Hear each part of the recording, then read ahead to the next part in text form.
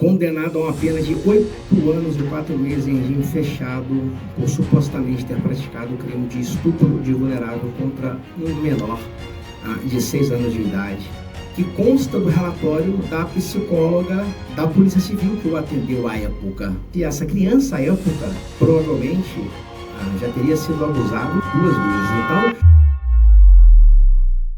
excelentíssimo senhor desembargador, presidente dessa colenda da Terceira Câmara Criminal, desembargador Fortuna Grion, a quem também cumprimento na qualidade de vogal nesta apelação criminal, excelentíssimo senhor desembargador Otávio Augusto Denigres Bocalini, que funciona como relator, e, não menos importante, desembargador Franklin Gino, revisor da presente apelação criminal, cumprimento a senhora desembargadora Maria Luísa de Marilac, senhor procurador-geral, representante da Procuradoria-Geral de Justiça, senhoras e senhores. Trata-se aqui, excelência, de uma apelação criminal em virtude de uma condenação proferida pela Terceira Vara Criminal da Comarca de Contagem em desfavor do apelante Felipe, condenado a uma pena de 8 anos e 4 meses em regime fechado por supostamente ter praticado o crime de estupro de vulnerável contra um menor de 6 anos de idade, à época, excelências. E trago aqui algumas razões pelas quais deve, no nosso entendimento, ser provido para ser absolvido o apelante. Inicialmente, porque consta da denúncia que houve a prática de sexo anal, uma oportunidade em que o apelante estaria a sós com essa criança. Excelência, a produção antecipada de provas foi produzida no ano de 2023, há menos de 2 anos. O fato é de 2013, 10 anos antes.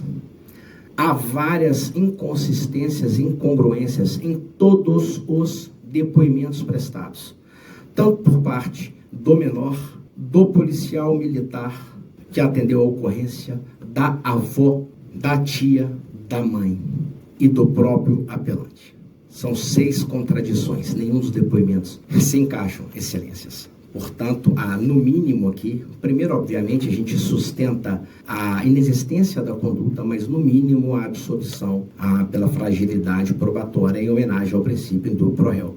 Excelência, este menor, infelizmente, para a desgraça dele, e eu também sou pai de uma criança que tem uma idade próxima que ele tinha à época, já tinha sido abusado, no mínimo, outras 2 vezes. Tanto é verdade que consta do relatório da psicóloga da Polícia Civil que o atendeu à época. E essa criança, à época, provavelmente, já teria sido abusado 2 vezes. Então, a gente entende aqui, para muito além das contradições, a questão da sugestibilidade, né? E da necessidade da criança atender ali aos anseios da sua avó, né?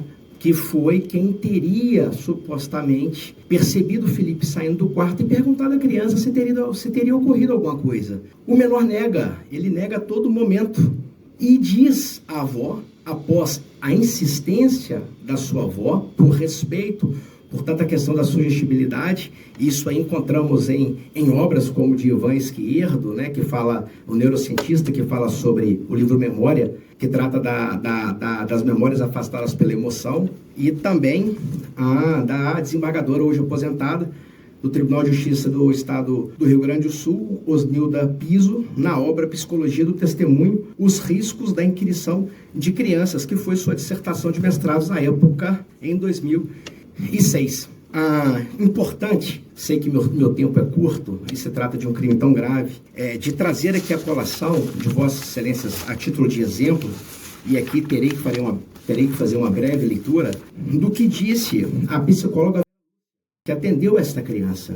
Ela fala, extrapolando o contexto desta perícia, mesmo que tenha aparecido nos relatos, ao exame atual, sinais de funcionamento mais estável deste adolescente, considerando os relatos de várias manifestações de alteração no funcionamento da primeira infância e entrada na adolescência, considerando que apareceram nos relatos da avó que, diante de frustrações e contrariedades, que este adolescente apresenta explosões de comportamento, com agressões físicas excessivas em cima dos familiares, o que pode indicar dificuldades de recurso psíquico para lidar com as adversidades da vida. E, sobretudo, levando-se em conta os relatos de sua história de vida, que parece marcada por possíveis situações de várias violências, recomenda-se que o mesmo seja assistido em acompanhamento psicológico. Isso aqui é uma breve síntese, mas o relatório da psicóloga é bem mais profundo do que isso. Então,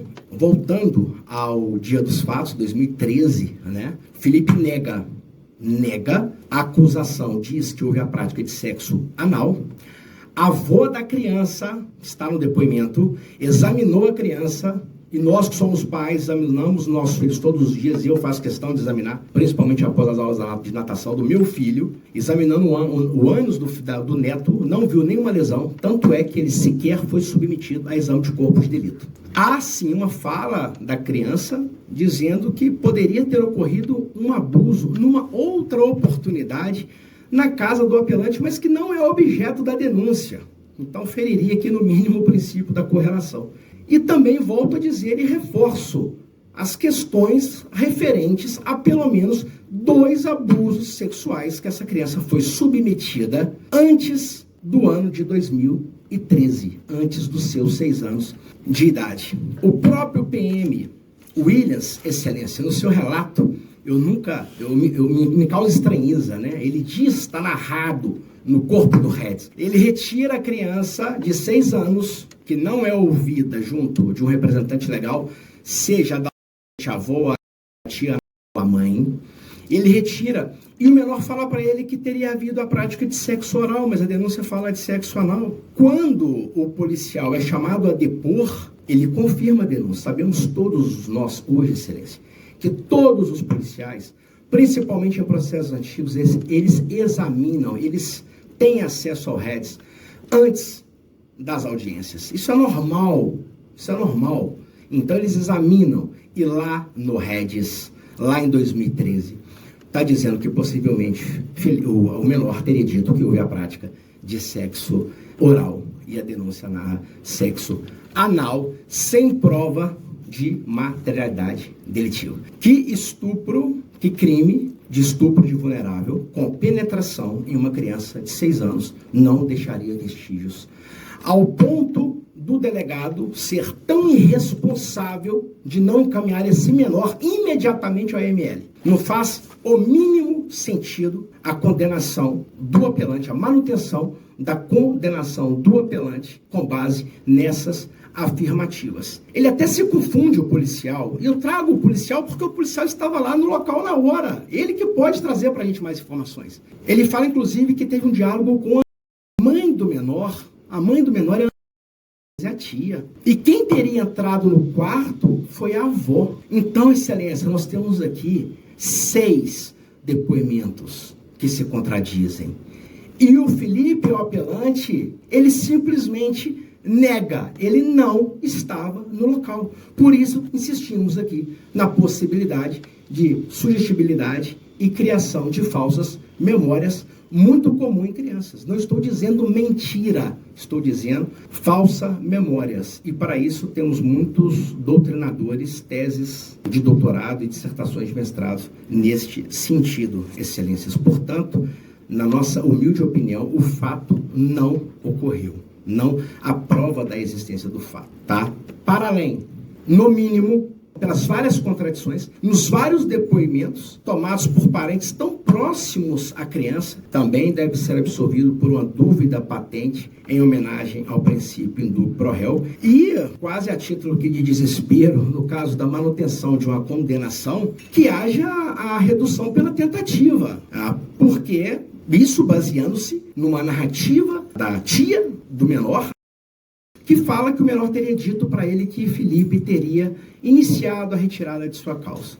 Portanto, não teria se consumado o delito. Então, na hipótese de não absolvição, dentro do princípio da eventualidade, pedimos que Vossas Excelências concedam a causa de diminuição de pena prevista no artigo 14, inciso 2º, diminua a pena no máximo legal de 2/3. Me desculpo pelo período e agradeço a atenção de Vossas Excelências.